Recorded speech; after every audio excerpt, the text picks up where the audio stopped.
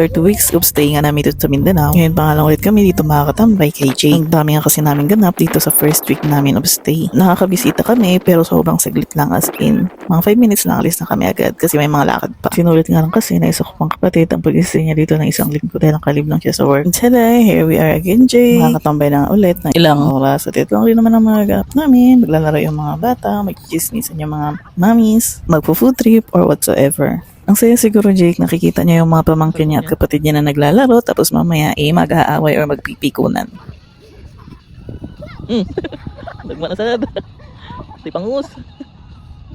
At ito nga, pagkatapos nga nila pawisan sa paglalaro, ibang laro na naman ang naisip. Masaya nga rin to laruin, lalo na parehas kayo competitive ng kalaro mo. Paunahan nga kayo makabuo dito ng mukha sa mga card na mabubunot nyo. Bubunot kasi kayo ng card dito at kung ano yung mabunot nyo, yun ang gagayahin nyo. Kaya dapat sisiguraduhin yung tama yung nabuo nyo kasi minsan nakakalito siya. Akala mo tama na, tapos patiningan mo ulit yung card sa nabuo mo, mali pala, may mali yung mata, isang mata.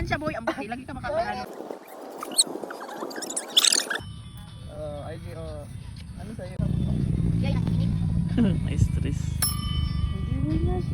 Ah, galing. Tingin. Mali! Mali! Ay, mali!